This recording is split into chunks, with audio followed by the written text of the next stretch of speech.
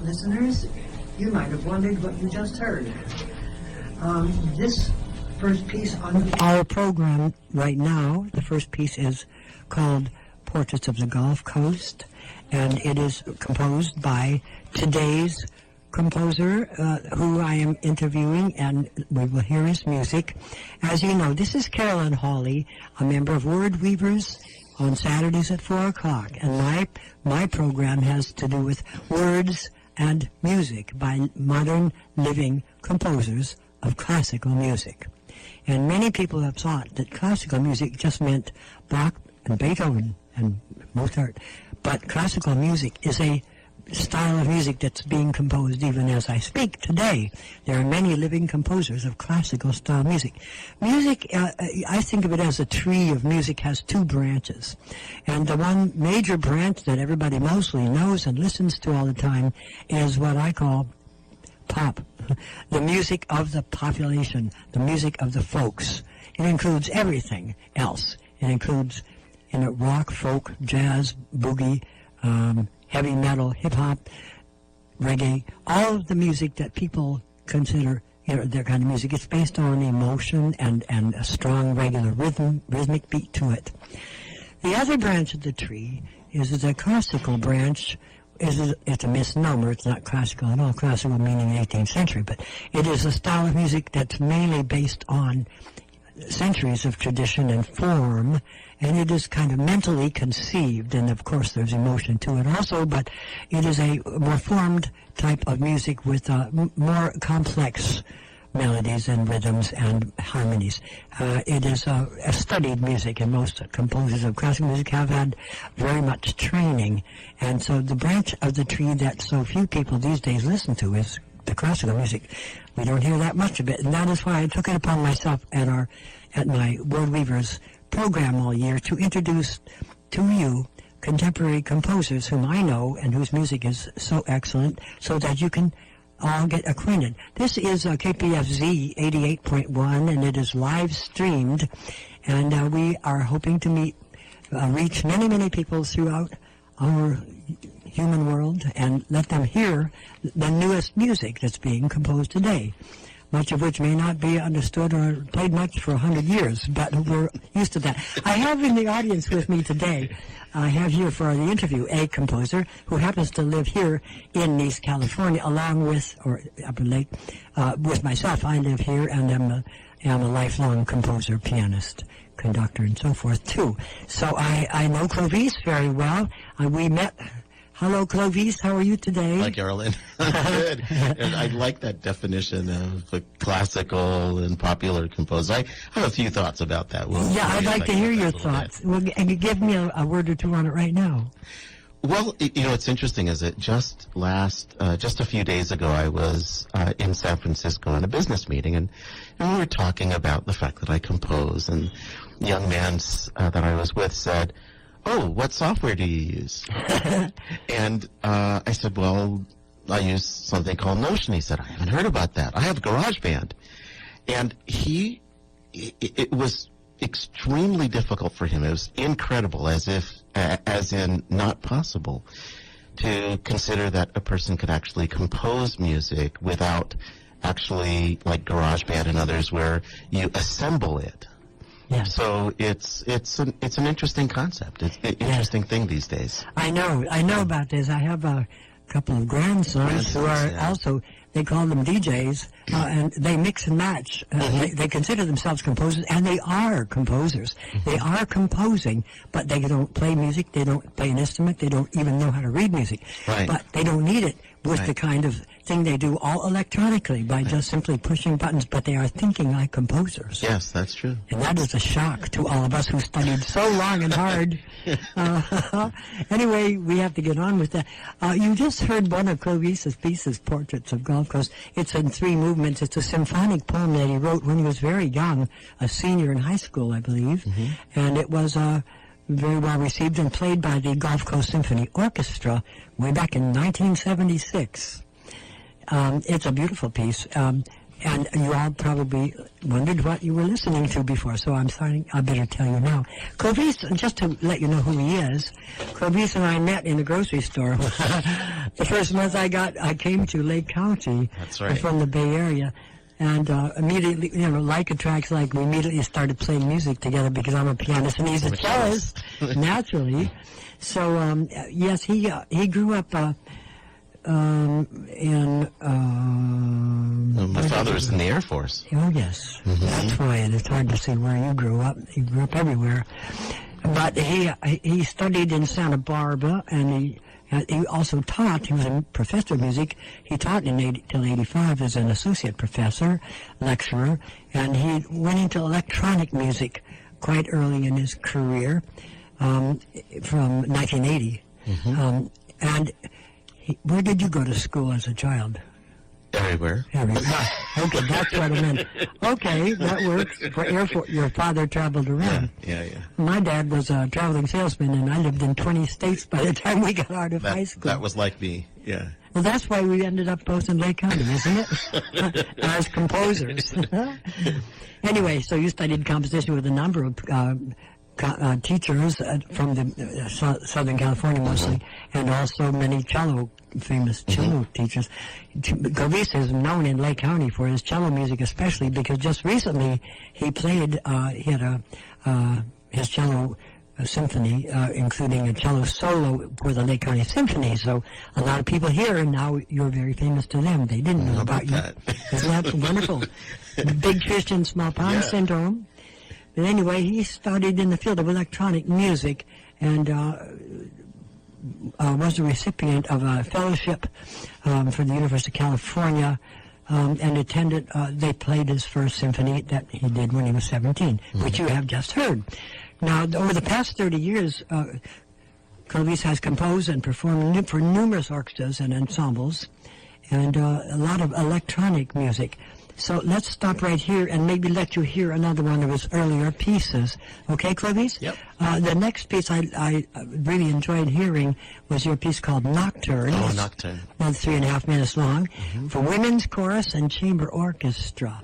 So let's hear Nocturne now. Do you want to say anything before we play this? Well, there's a part in the middle of the piece that the women that were singing just had a really great time with, giggling a lot. So you'll hear it, and I think the listening audience will. That will becomes understand part of your music that way. Okay, we will now hear the Nocturne.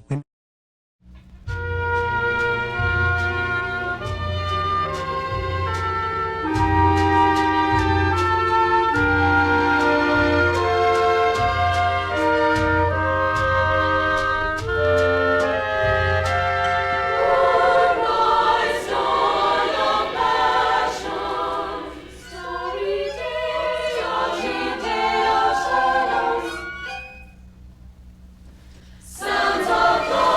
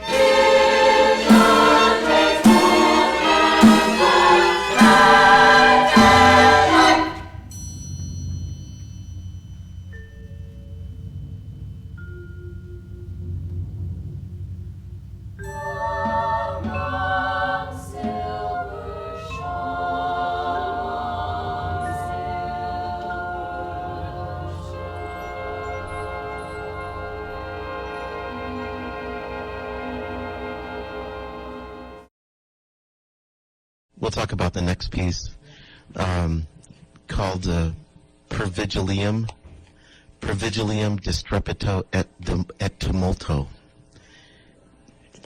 Yes, it is. Yeah, it's there. So, Pervigilium Distrepito et Tumulto is Pervigilium is Latin word for lack of sleep, and Distrepito et Tumulto is lack of sleep.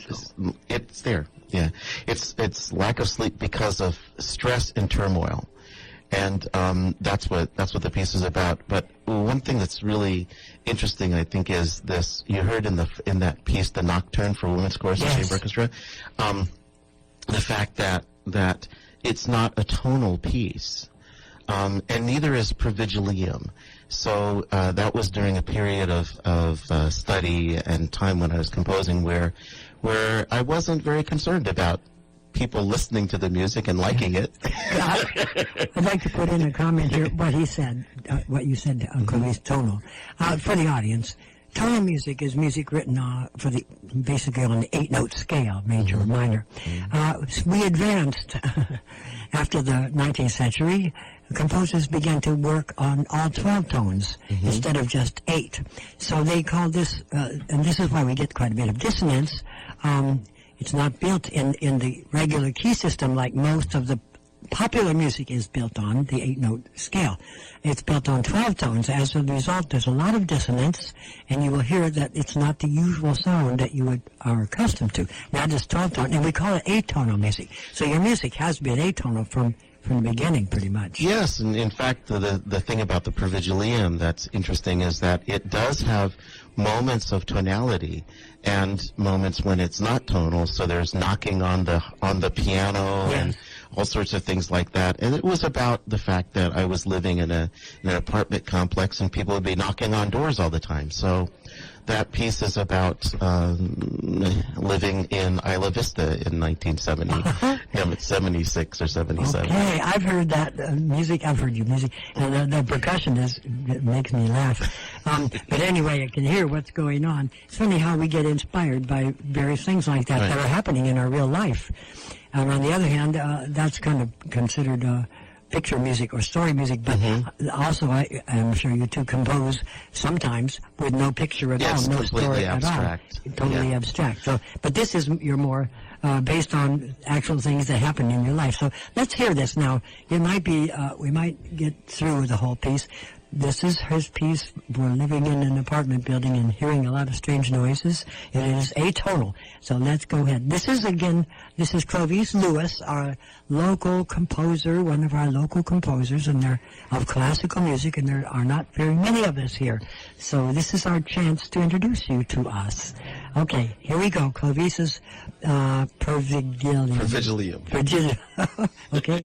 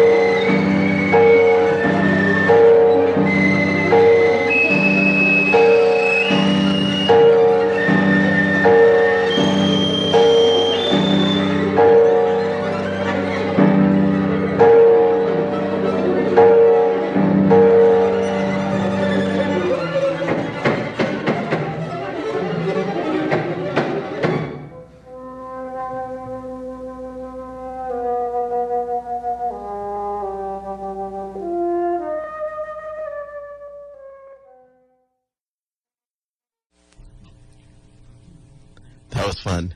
That was very good, very good. I do see why you gave up apartment living.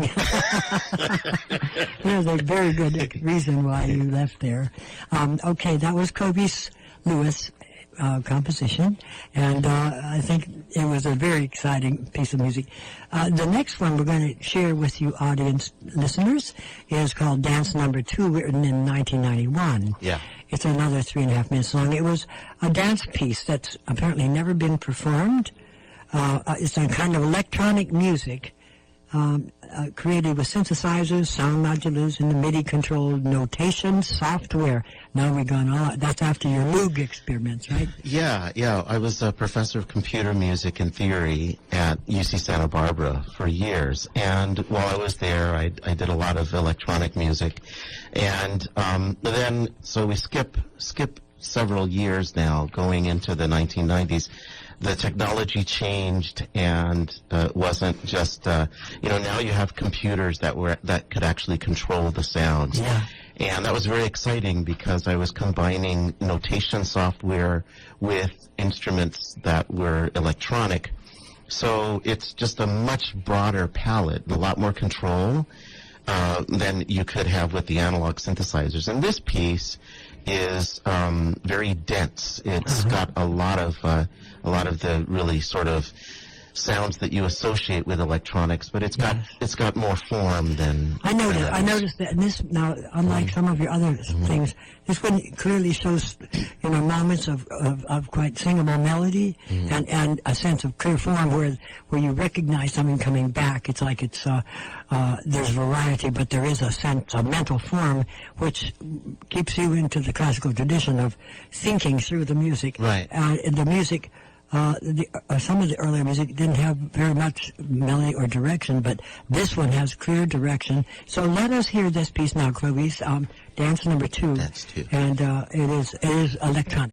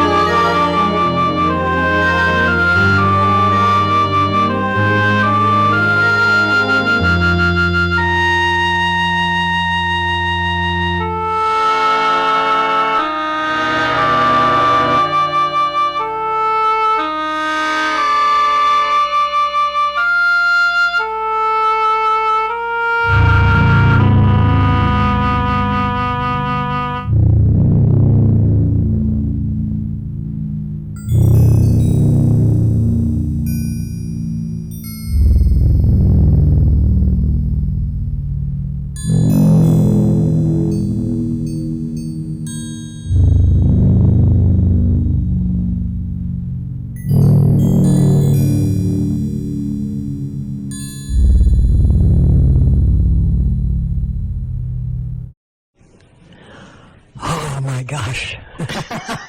Clovice, what did you eat for dinner that night? I found it rather frightening. It has incredible tones that are very hard for an actual instrumentation to get. Maybe a low tuba before he dies of a breath like that.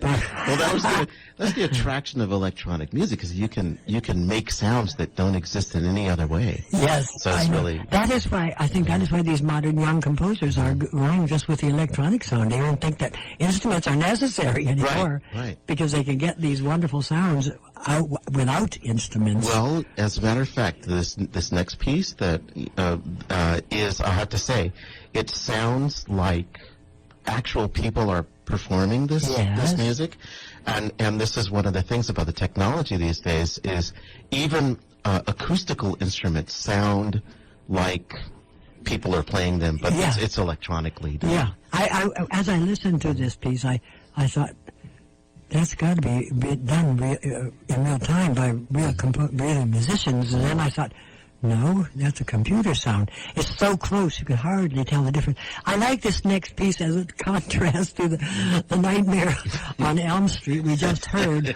But it has this mood. It definitely has this mood. I mean, I didn't get depressed, but I almost did. But anyway, this next one is the opposite. It's called It's Just There, which is a very kind of, it's sort of jazzy. I see the jazzy element, and it's got more upbeat rhythms. And it is completely computer done, which is amazing to me. You did create as though there were musicians really playing it. And in this case, maybe we won't need musicians anymore much in the future. Well, you know, I don't know if I wrote this, but the reason why I wrote this piece was it was coming out. I had to write it, but the idea is to compose music that sounds like the jazz. But it allows it's all written out, and it allows people like us, who are classical musicians, to play jazz. Yeah. So it's all composed, and you can sit down and you can read it, and it should sound just like that. That's the idea. Very interesting. Well, definitely you can't say you're not a very creative person, because I've always been impressed with the many things you do, including not only music, but you're an expert on... if you'd like to go into it a minute, shall we hear this piece first? Yeah, let's hear talk this about first. the other stuff later. The other Let's do stuff music. can come later. Okay. Here, music is the most important. And this is a piece by Clovice Lewis called It's Just There. And it is completely done on computer sounds. Okay, here we go. It's another...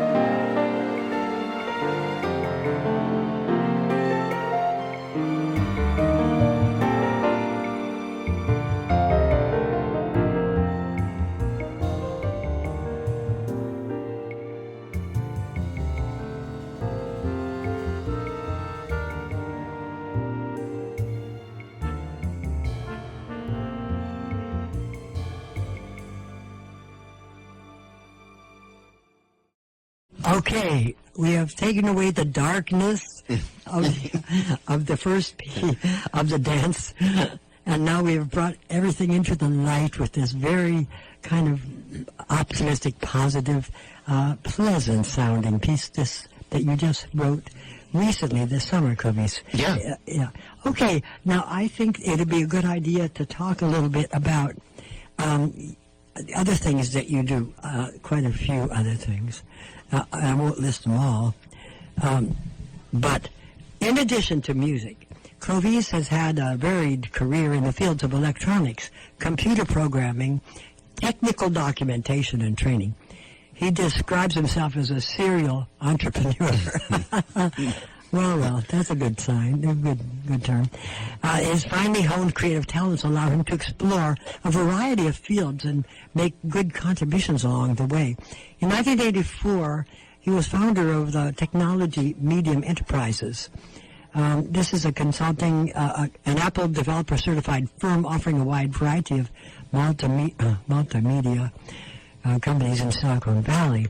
Clovice led TME through a $10 million contract with Lockheed Integrated Solutions to provide Veterans Administration with custom software for its office automation program known as Nueva.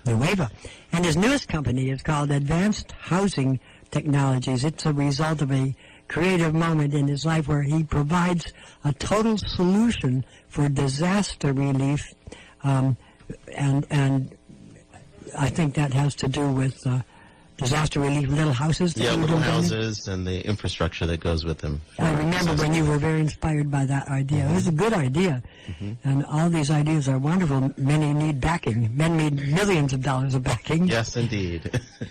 Clovice is also an avid pilot and an author, a software programmer, and an inventor who lives in Lake County, on an 11-acre walnut grove with his wife Carol and his cat Neo and one other cat.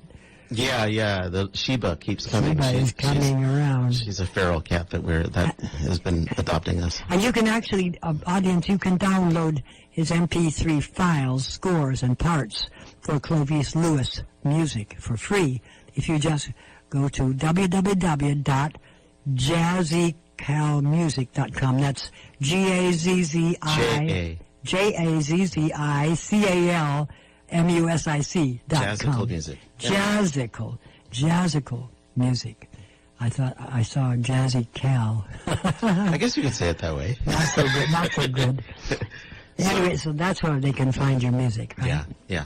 It's, this summer, I just decided I would give away all of my music for free. You can download the parts and scores and listen to the music, not charge for that. But if if they do performances, then of course they pay a very, very reasonable license. But that's anyway. a great idea, because one of the major problems with contemporary composers, they have so few opportunities to get their music heard. Right. We, our group, NACUSA, National Association Composers, USA, in the Bay Area, we give concerts every year, 3-4 concerts a year. However, most of the people in the audience are the other composers, or your wife or girlfriend. So it doesn't get us very far. So it's wonderful to have this wonderful opportunity KPFC gives us to get our music out there in the world, which is why I'm so fortunate to know a lot of composers. Well, you know what's really cool is getting to know young composers. There are young people that are actually coming up. I have this great young composer. Her name is Julianne Carter, and she has the mind for it. You know, they're just certain people have that ability, and it's really cool to identify them and then help them along and say, here's the craft, here's how you do it. Exactly, but the young composers I'm meeting, such as my grandsons, are teaching me about this electronic composing. They don't even use instruments for, and they really are composing. And that will probably, I might spend next year featuring these new style composers. But we have time for another very important piece of yours today that you've just written. Would you like, this is one that will show Clovice as the cellist that he is. So please talk about that, Clovice. Yeah, this is the third movement of a symphony I composed this summer. The entire piece is called The Score. The concept behind it was to have the hit themes from a movie that doesn't exist. So the first movement is called The Hero's Journey. Second movement is called The King's Court. The third movement is called Love's Embrace. And the fourth is Going Home. And the third movement, Love's Embrace, is composed for cello and orchestra. So that piece took about five weeks to compose. It's a huge piece over the summer, and it just plopped out, and I had to do it. And then, of course, then it was a matter of, okay. How long did it take for you to learn how to play it? Well, I was just going to say. Then I had to play the cello part, and that was not easy. So I had to learn the cello part, even though I composed it. It's one thing to as you know, it's one thing to compose, and I never composed for myself. I had to compose for another cellist. Anyway, I had to learn the piece. It was a little difficult, but so anyway, this November 23rd, we premiered the Love's Embrace with the Lake County Symphony. I played the cello solo, and John Parkinson said that we'd probably get to the rest of the piece, the other three movements later in the year. So, yes. And I have quite a few pieces of music. I've heard like one movement of it. Yeah, and that was it. Yeah. So what was really special about this particular performance was my parents were in the audience. Oh, great. And they'd not heard me perform live for many years. Right. So I dedicated the performance to them, and this is me playing the cello solo to Love's Embrace with the Lake County Symphony. Okay, this is the last piece you've written, and here it is for the radio audience to hear.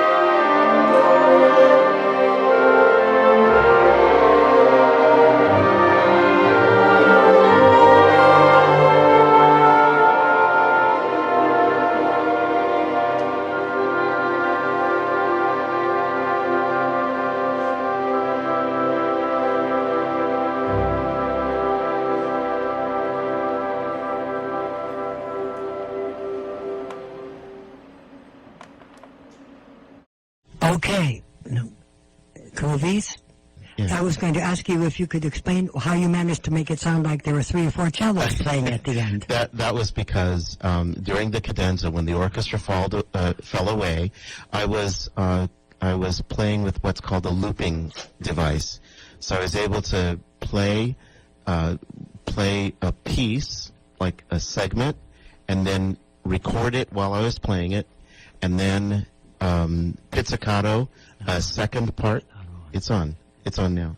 Play a second part and then play over that. So I was able to accompany myself on the cello, and that's because I just love using technology with Very orchestras. clever.